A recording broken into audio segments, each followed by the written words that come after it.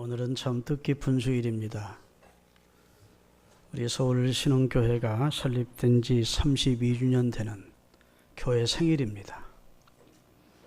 제가 32살 때 암사동에 처음 교회를 우리 남영조 장로님, 이영직 장로님 그분들이 두 분 다 집사했을 때 두 가족과 제가 또 제 동생 가족과 이렇게 함께 시작이 됐는데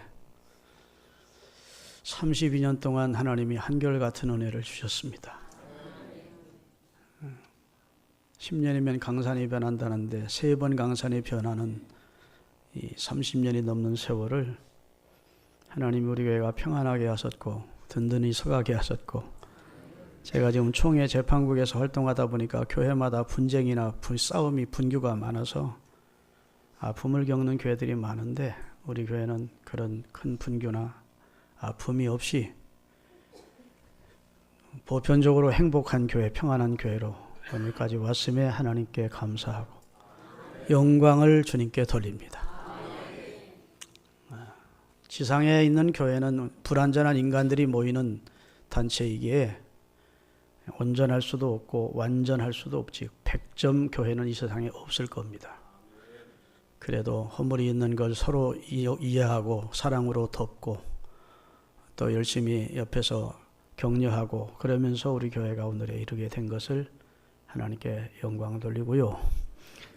처음 개척한 분들이 같이 시작했다가도 나중에 다 마음 변해서 떠나는 게 교회 개척 멤버들인데, 감사하게도 우리는 집사님 어떤 분들이 두 분 장로님이 되셨어도 지금 변함없이 저와 함께 교회를 섬겨오심에 감사하고, 그동안 32년이 지내는 동안 개척 멤버는 아니더라도 중간에 우리 교회 오셔서 충성 헌신해 주심에 담임 목사로서 감사를 드립니다. 앞으로도 우리 교회가 분규가 없는 하나님의 진리를 사수하고 교회의 성결성을 지켜가고 주님이 우리에게 주신 사명을 잘 감당하는 교회로 한국교회 모범이 될 수 있기를 바랍니다. 우리 교회가 이 지역에서는 그래도 칭찬받는 교회래요. 서울신흥교회 좋은 교회다.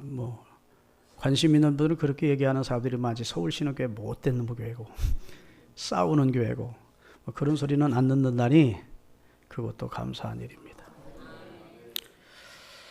여러분, 교회는 사람이 세운 것이 아니고 마태복음 16장에 보면 베드로의 신앙 고백을 들으신 다음에 내가 내 교회를 이 반석 위에 세우리니 음부의 권세가 교회를 이길 수 없다, 이렇게 선언했습니다.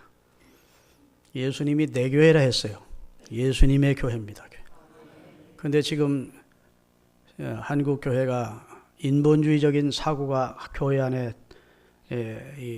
배 안으로 물이 들어와서 교회는 민주주의에 하느니, 그리고 교회도 사람이 마치 교회를 좌지우지할 수 있는 양 하나님의 권위와 질서를 무시하고 교회와 교회의 하나님의 주권에 도전해서 교회가 큰 어려움을 겪는 교회들이 많이 있습니다. 교회는 절대 민주주의가 아니고 신주주의입니다. 하나님의 말씀 앞에는 이론을 달 수가 없고 다 아멘 해야 되는 것이 교회예요. 주님이 당신의 교회를 그의 핏값으로 생명버려 세우시고 그리고 예수 그리스도를 주는 그리스도시요 살아계신 하나님의 아들이라고 믿는 사람들을 모은 그 모은 집단, 그 공동체가 교회입니다. 그래서 베드로의 신앙 고백, 주는 그리스도시요 살아계신 하나님의 아들이라고 믿고 고백하는 사람들이 모인 집단이 교회라고요. 그 교회를 세우시고 음부의 권세가 교회를 이길 수 없도록 하셨습니다. 기독교 2000년 동안 엄청나게 많은 시련과 핍박과 거센 풍랑이 교회를 허물려고 사단이 배후의 권력자들을 통해서 혹은 이단자들을 통해서 하나님의 교회를 공격해 왔지만 음부의 권세가 주님이 주인 되시는 교회를 이길 수 없습니다. 교회는 영원합니다. 따라합니다. 교회는 영원하다. 교회의 속성 가운데 하나가 영원성이에요. 주님이 오시는 날, 그리고 천국 교회에서, 천국이 교회예요. 사실은 구원받은 사람들의 집단이 천국에 있으니까. 그래서 이것을 여기 땅에 있는 것을 지상교회라 하고 천국을 천상교회라 그러는 겁니다. 지상에 있는 교회는 전투하는 교회이고 지금도 죄와 사탄과 전투하는 교회이고 천국교회는 승리한 교회입니다. 이미 승리하고 천국에 들어간 사람들의 집단이에요. 그래서 교회는 공교회라고 그래요. 처음에는 교회가 예루살렘 교회 하나밖에 없었어. 그리고 안디옥 교회가 세워지고 빌립보 교회가 세워지고 데살로니가 교회가 세워지고 이렇게 교회가 늘어났거든요. 그래서 예수 그리스도를 구주로 고백하는 함께 고백하는 사람들은 한 교회다 해서 공교회라고 그러는 겁니다. 아멘. 그래서 우리가 신앙 고백할 때 거룩한 공회와 성도가 서로 교통하는 것과 할 때 그 공회라는 말은 개교회 하나를 말하는 게 아니고 이 땅에 신앙 고백을 함께 할 수 있는 모든 교회는 그리스도 안에서 하나의 교회임을 고백하는 거예요. 할렐루야. 이 세상에 그 어떤 것도 교회만큼 영광스럽고 교회만큼 아름답고 존귀하고 교회만큼 생산적이고 하나님 볼 때 중요한 것이 없습니다. 아멘. 하나님의 시각으로 볼 때 그래요. 교회는. 왜냐하면 당신의 아들의 피로 구속받은 사람들을 모아서 그들을 통해 예배를 받으시고 그들을 통해 하나님의 뜻을 계승해 가도록 하셨기 때문에 교회는 하나님이 보실 때 거룩하다. 우리가 거룩합니까? 거룩하지 않습니까? 실제적으로 우리는 거룩하지 않습니다. 그런데 우리를 성도라고 불러주십니다. 거룩해 된 물이라고 하나님은 인정해 주세요. 할렐루야. 여러분, 이것은 가구입니다. 사실은. 그렇지만 성전에 놓여 있기 때문에 성구라고 합니다. 구별이란 말입니다. 하나님을 위해 쓰여지는 것으로 구별됐다 해서 성구라 그래요. 아멘. 이게 집입니다. 이 건물이죠. 벽돌과 콘크리트로 세워진 하나의 건물이라고. 이제 여기를 우리는 성전이라고 합니다. 거룩할 성자를 떠서. 우리를 하나님께서 성도라고 부르십니다. 우리가 예수 믿었다고 해서 완전히 깨끗한 흠도 티도 없는 존재가 된 건 아닌데 하나님이 그 아들로 구별시켜 놨다 해서 구별의 의미를 가지고 성도라 부르는 거예요. 그래서 거룩한 공교회와 성도가 서로 교통하는 삶을 살다가 우리 땅을 마치는 날 하나님의 영원한 천국교회에 우리가 동참하게 됨을 우리는 믿는 겁니다. 따라합시다. 교회는 하나님이 새 인류를 향한 비전이다. 하나님이 아담과 하와를 통해서 참으로 복된 그런 유토피아를 이루기를 원하셨습니다. 그런데 지음받은 지 얼마 되지도 않아서 사단의 꾀임에 빠져 범죄하고 타락하여 하나님과 분리될 수밖에 없는, 그리고 영적으로 죽음을 선언받은 존재가 됐습니다. 그렇죠? 타락하고 에덴에서 쫓겨나 버린다. 그런 우리를 하나님이 그리스도를 통해서 다시 새 인류로 모아드리는 겁니다.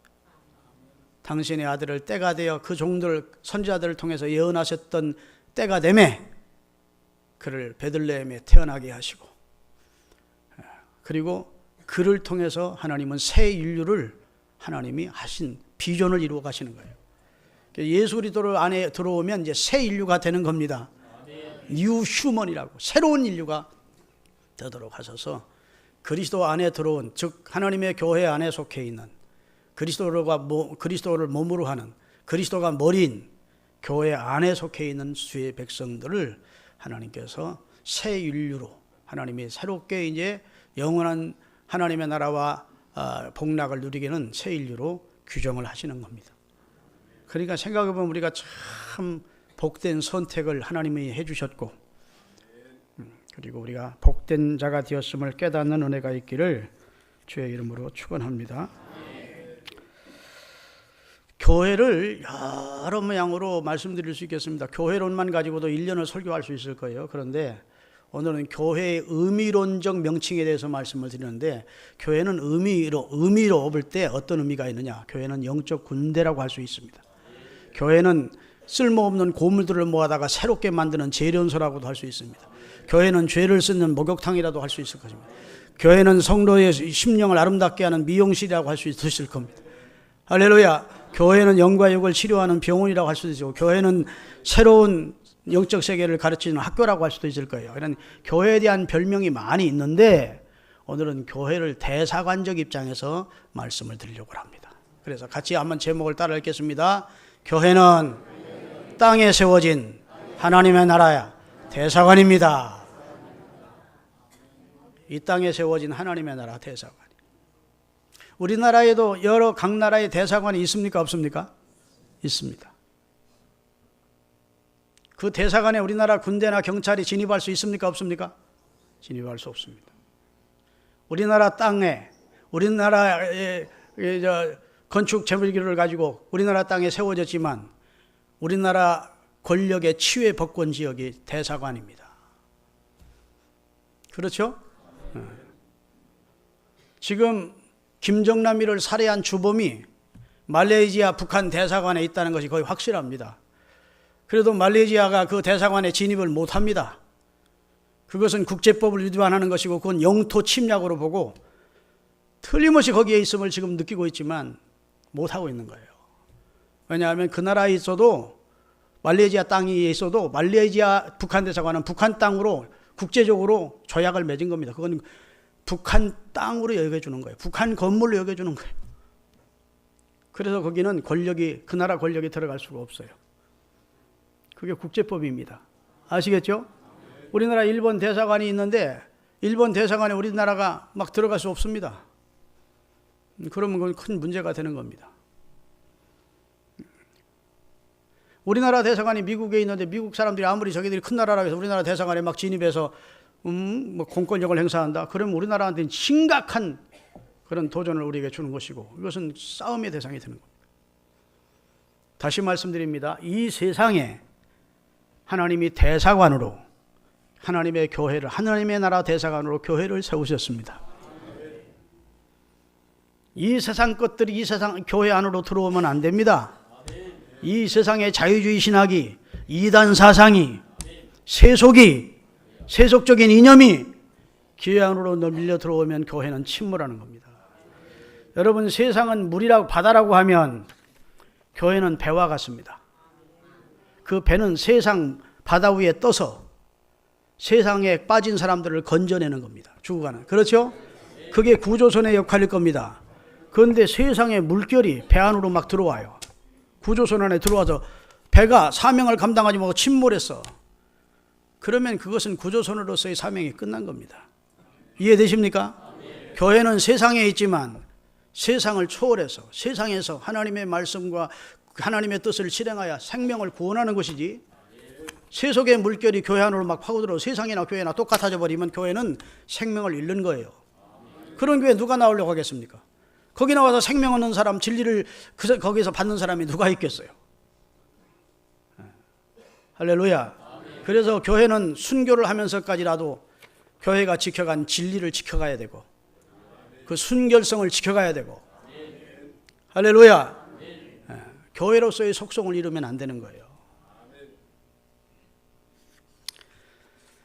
여러분, 1962년에서부터 1965년까지 세계 제2의 바티칸 공의회가 열렸습니다. 이 연도를 잘 기억하십시오. 1962년에서부터 1965년까지 한 4년 동안 천주교 바티칸 공회가 열렸다고요. 그 공회의 결정 때문에 세계 교회가 아수라장이 되기 시작한 겁니다.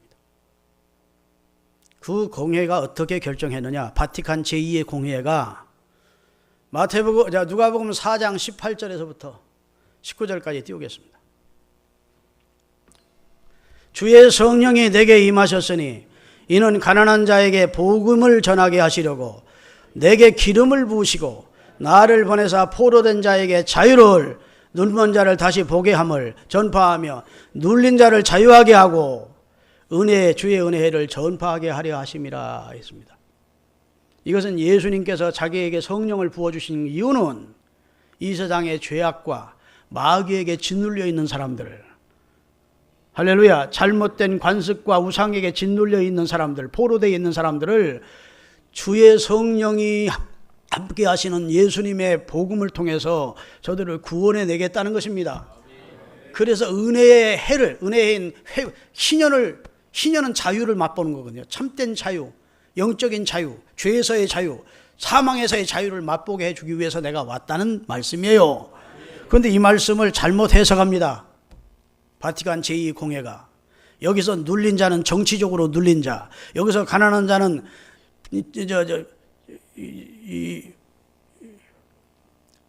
그 회사의 사장들한테 다 갈취를 당하여 가난한 자, 여기서 속박을 받는 자는 정치적으로 속박을 받는 자, 그런 사람들을 해방시키기 위해서 교회가 반정부운동을 지원하고 데모를 지원하고 폭력을 지원하는 것을 합법화시킵니다.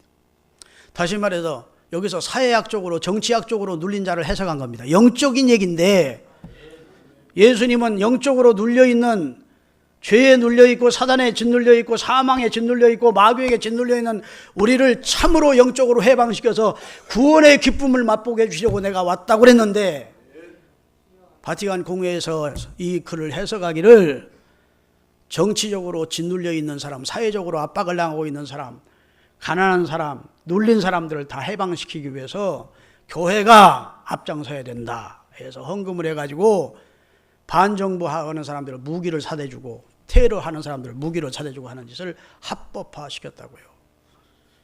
그게 바티칸 공회의 천주교에서 결정을 한 것지만 우리 개신교의 행동주의 신학자들이 그것을 받아들인 겁니다. 그래서 그들이 주장하기에 그런 신학을 해방신학이라고 그래요.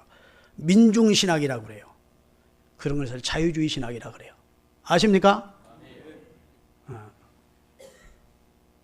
그래서 한국교회도 지금 막 목사님들이 데모하는 교회는 바로 그 계열에 속해 있는 사람들입니다.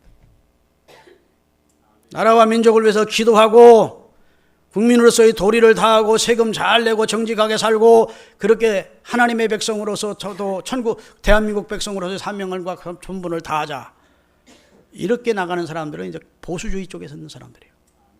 지금 보수 진보라고 하니까 여러분 편가른다고 생각하면 안 되고, 이건 세상적인 보수 진보를 말하는 게 아니고 이제 성경을 보는 시각에서 보수 진보가 그렇습니다. 할렐루야. 민중을 해방시켜야 된다는 겁니다. 해방신학이고 민중신학이에요. 그래가지고 정치를 막 머리띠 두르고 막 정치를 막 푸시고, 그래서 해방을 시키자는 쪽이에요. 그래서 브라질 같은데, 아르헨티나 같은 데서는 엄청난 그 반정부 운동단체의 이 무기들을 직접적으로 대줬다고요. 여러분, 이 교회가 세속화되어 가고 있음을 우리가 지금 인정하십니까?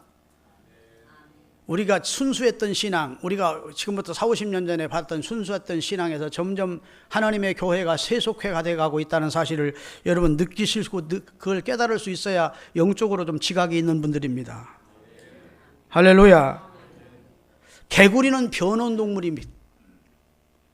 개구리를 냄비 속에 넣고 밑에서 불을 떼면 개구리가 그 몸이 변온동물에서 점점점 개구리 이 물이 온도가 올라갈 만큼 개구리의 몸의 온도도 올린다는 겁니다. 견디는 겁니다. 그러다가 아이고 따뜻해서 좋다 하고 앉아있다 삶아 죽는 거예요. 개구리가. 이게 개구리만 그러냐? 복음적인 그리스도인, 신실한 그리스도인이도 반항 한번 못하고 거부 한번 못하고 통째로 그냥 세속화돼 가고 있는 입장입니다. 아멘.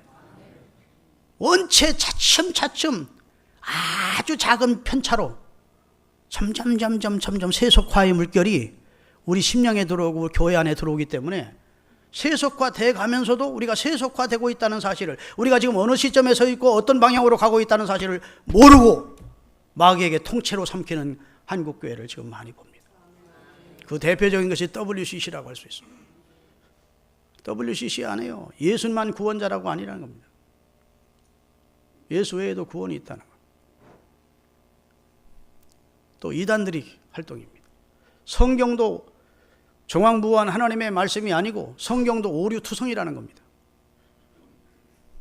그러면 누가 하나님 말씀대로 살려가겠어요? 교회의 힘을 잃게 하는, 삼손이 머리털을 잘리면 힘을 잃듯이 교회의 힘을 잃게 하는 주 요인이 자유주의 신학과 그 다음에 성경 해석학에서 진보 쪽으로 인본주의 사상을 가지게 되면 교회는 힘을 잃는 거예요. 성도도 힘을 잃는 거예요. 예수님 외에도 구원자가 많다는데 굳이 예수 믿을 필요가 없고, 예수를 위해서 핍박을 받을 필요가 있고, 예수님 위해서 믿음으로 살면서 11조를 드리고 주일 성수할 필요가 뭐가 있어요? 이 세상에는 예수님 외에도 메시아가 많다는데, 예수의 피나 돼지의 피나 피는 똑같다는데, 그렇게 주장하는 신학자들이 있다고요, 한국교회 안에. 응? 눌린 자나 가난한 자나 포로된 자를 사회학적으로 정치학적으로 해석을 하는 겁니다. 영적인 얘기라고 생각하지 않는 거예요. 아멘. 그래서 교회가 지금 위기를 맞고 있는 게 사실입니다. 정신 바짝 차리시기를 바랍니다. 하나님 앞에 우리 자신을 늘 말씀으로 점검하고 기도하면서 성령의 조명으로 자신이 바로 서 있는지를 스스로 살필 수 있기를 주의 이름으로 축원합니다. 바벨론에 포로되어 가 있던 이스라엘 유대 공동체는 비록 저들의 죄들을 범해서 바벨론의 하나님의 심판으로 바벨론에 잠시 포로되어 가 있었지만 바벨론화되지 않았습니다. 바벨론에 섞이지 않았습니다. 하나님의 사람 선민답게 살았습니다. 정신 바짝 차리고 지난날의 죄를 회개하고 자기 고국 예루살렘 쪽을 바라보며 울면서 바벨론 사람들과 함께 먹고 마시고 즐기는 그런 세속적인 삶을 거부하고 하나님의 나라 백성답게 살기를 원했습니다. 그렇게 원했던 사람이 지은 시가 시편 오늘 본문 137편이에요.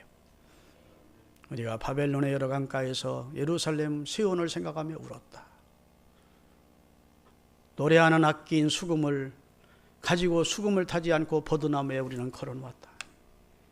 그 이유는 우리를 패망시킨 바벨론 놈들이, 우리를 멸망시킨 바벨론의 나쁜 놈들이 자기들의 술 연회 자리에 우리를 불러놓고, 야 유대 놈들아, 너희들은 노래를 잘한다며, 악기도 잘 다룬다며, 우리를 위해서 노래를 불러라. 야, 그럴 거 없이 우리와 함께 먹고 마시고 즐기자. 노래 한번 불러라. 우리의 흥을 돋구어라. 그런다는 겁니다. 차라리 내가 말을 못해서 내 입술이 내 입 천장에 붙는 한이 있을지라도 나는 저들의 흥을 돋구는 노래는 하지 않는다. 우리가 이방 땅에서 하나님의 백성으로 살며 어떻게 흥청망청 먹고 마시고 즐기는 자리에서 하나님의 노래를 부를 수 있을꼬? 그건 있을 수 없다. 우리 자신도 먹고 마시고 즐기면서 그들과 똑같이 하나님을 노래할 수는 없다. 우리는 구별된 하나님의 백성이다. 경건하고 거룩한 하나님을 높이는 자리에만 하나님을 노래하는 것이지, 먹고 마시고 즐기는 그 자리에서 우리 취향을 위하여, 우리의 기쁨을 위하여 업을 시키기 위하여, 당신들의 기쁨을 위하여 업시키기 위해서 우리가 이런 죄악된 자리에서 하나님을 노래할 수는 없다. 할렐루야. 예루살렘아, 예루살렘은 시온을 말합니다. 예루살렘의 애칭이 시온이에요. 저들의 고국입니다. 고국 수도였던 예루살렘아, 내가 너를 잊을진데 내 오른손의 재주를 잊을지도다. 그 말은 내가 너를 절대 잊지 않겠다. 비록 이 땅에 살지만 예루살렘, 내 고국, 하나님의 도성 예루살렘 잊지 않는다. 내가 예루살렘을 즐거워하는, 예루살렘을 사모하는 것보다 더 사모하는 것이 있다면 하나님께 저주를 받아 내 입 천장에, 혓바닥에 천장에 분노도 나는 감당하겠다. 그러니까 그들은 저들의 기쁨을 어디로 삼은 겁니까? 예루살렘으로 삼은 겁니다. 저들의 소망이 예루살렘이에요. 시온입니다. 그래서 이 시편 137편을 독일의 팝 그룹인 보니 에미, 바이 더 리버 오브 바빌론이라고 하는 팝송을 냈어요. 그거 다 600년대, 1960년대 아주 전 세계를 휩쓸었던 그런 팝송이에요. 우리 한번 가자. 이들은 남의 나라에 포로로 가 있었지만 이스라엘 백성들의 본질과 정체성을 잃지 않고 절대로 바벨론과 혼합되려 하지 않고 저들의 신앙과 정절을 지켜갔습니다. 그러기에 우리는 여기서 교회의 대사관적인 역사를 보게 되는 거예요. 바벨론이라는 거대한 세속 도시에 살면서도 유대 공동체는 전혀 그들과 혼합되지도 아니하고 타협하지도 아니하고 짝하지도 아니했어요. 할렐루야. 수금을 버드나무에 걸어놓고 내가 이런 죄악된 상황 속에서 어찌 하나님을 노래할 수 있느냐. 하나님은 하나님을 높이는 데만 사용하는 것이 찬상임을 믿었습니다. 술자리에서 육신의 정욕과 죄악에 빠져 하나님을 노래한다는 것은 하나님을 능멸하는 행위라고 생각을 했어요. 거룩한 하나님의 백성인 유대 공동체가 바벨론 사람처럼 사는 것은 신앙의 타락이라고 생각을 했습니다. 하나님의 이름은 욕되게 하는 삶을 거절한 겁니다. 세속주의의 향락을 추구하는 삶을 유대 공동체는 거절한 겁니다. 우리의 노래는 경건하게 하나님을 높이고 찬송하는 노래이지 너희의 기분을 맞춰져가며 흥을 돋구는 노래가 아니다. 반대로 우리의 기분을 업시키기 위해서 부르는 노래도 아니다. 하나님만을 높이는 노래라고. 이것이 바로 교회가 세상과 타협하지 않는 모습입니다. 세상에 물들지도 아니하고 세상에 섞이지도 않는 교회의 모습이어야 합니다. 포로가 된 유대인들이 지금 바벨론에 살면서 바벨론 거기에 포도나무를 심고 바벨론의 돌로 집을 짓고 바벨론의 우물에서 우물물을 마시고 바벨론 사람들이 지은 옷을 입고 있지만 그들은 절대로 바벨론 사람이라고 생각하지 않았어요. 우리는 유대인이다. 우리는 하나님의 선민이다. 그래서 그들은 바벨론에 정을 두지 않았습니다. 바벨론의 마음을 빼앗기지 않았습니다. 바벨론에 지심치 않았어요. 몸은 바벨론에 살고 있지만 온 마음과 심령은 서쪽 몇 마일리 떨어져 있는 예루살렘 시온을 향하여 거기를 바라보며 살았습니다. 다니엘서 6장 10절에도 보면 다니엘이 바벨론의 총리로 살면서도 하루 3번씩 자기 고국 예루살렘 쪽을 향하여 창문을 열어놓고 기도를 했다. 한번 띄워주세요. 다 같이. 다니엘이 조서의 왕의 도장이 찍힌 것을 알고도 자기 집에 돌아가서는 윗방에 올라가 예루살렘으로 향한 창문을 열고 수마일리 떨어져 있는 자기 고국 시온을 바라보면서 하루 3번씩 하나님을 구했대요. 그러니까 그들이 예루살렘아 내가 너를 잊을진대 내 오른손에 제주를 잊을지로다. 절대로 시온을 잊지 않고 살겠다. 오늘 우리 그리스도인들이 하나님의 나라를 소망하며 살아야 될 이유입니다. 우리의 본향은 하나님의 나라예요. 하나님이 우리에게 궁극적으로 주시기를 원하는 나라가 하나님의 나라입니다. 여기서는 나그네와 행인처럼 사는 것이고 우리가 진정으로 돌아갈 본향은 우리 아버지 계신 곳임을 기억하며 살라는 겁니다. 할렐루야. 오늘날 교회에 속한 성도가 이 땅에 견고하고 크고 견고한 건물을 짓고 산다 할지라도 이 땅이 전부이면 안 돼요. 이 땅에서 아무리 승승장구해도 이 땅에 여러분이 사는 목표이면 안 됩니다. 100년 안쪽 살다가 그만 하나님 앞에 서야 될 인생인데 이 세상 건물이 다 내 거라 하더라도 이 세상에 정붙이고 이 세상에만 목표를 두고 살면 안 돼요. 우리의 시민권은 하나님의 나라에 있으니. 할렐루야. 여기는 대사관으로 우리가 하나님의 나라의 대사로 와 있는 거예요. 여러분 대사는 누구의 지시를 받습니까? 본국 정부의 지시를 받습니다. 미국의 대사가 우리나라 정부의 지시를 받지 않습니다. 미국 정부의 지시를 받습니다. 그렇죠? 미국 대사가 자기 나라 위해서 일하겠습니까? 우리나라 위해서 일하겠습니까? 물론 쌍방울로 해서 협력할 것입니다. 이익이 상충될 때에는 자기 나라를 위해서 일하는 게 그 나라 대사예요. 만약 우리나라에 전쟁이 일어났다. 누구부터 미국에서 보호하려고 할까요? 자기 나라 자국 백성부터 보호하고 특별히 대사부터 보호하려고 할 거예요. 무슨 말 이해되시죠? 우리가 이 세상에 살지만 우리는 하나님의 나라 대사입니다. 주일날 교회 나와서 하나님의 지시를 받는 겁니다. 하나님의 말씀으로 하나님의 나라 제사는 어떻게 살아야 되는지를 주일날 말씀으로 지시를 받는 거예요. 마지막 주 예수께서 오시는 날 하나님이 우리를 보호해 주실 것입니다. 그리고 우리에게 영원히 들어갈 날은 하나님의 나라를 주실 거예요. 그러니까 이 땅의 교회는 하나님의 나라 대사관이고, 여러분과 저는 하나님의 나라와 그의 의를 위해서 일해야 될, 하나님의 나라 확장을 위해서 하나님의 나라를 확장시키는 일을 위해 쓰임받아야 될 하나님의 나라 대사라는 사실을 잊지 마시기를 주의 이름으로 축원합니다. 할렐루야. 우리는 영적 예루살렘인 하나님의 나라를 소망하며 사시는 주의 백성들이 되시기를 바랍니다. 베드로후서 3장 10절에서 13절까지입니다. 이 세상은 영원하지 않아요. 대한민국은 영원하지 않습니다. 주님이 재림하시는 날 이 세상은 온데간데 없어진대. 하늘이 종이 큰 소리로 떠나가고 체질이 뜨거운 불에 풀어진대. 다 같이 읽겠습니다. 그러나 주의 날이 도적같이 오리니 그날에는 하늘이 큰 소리로 떠나가고 이 땅에 있는 모든 체질이 뜨거운 불에 풀어지고 땅과 그 중에 있는 모든 일이 드러나리라. 이 모든 것이 이렇게 풀어지리니 너희가 어떠한 사람이 되어야 마땅하냐?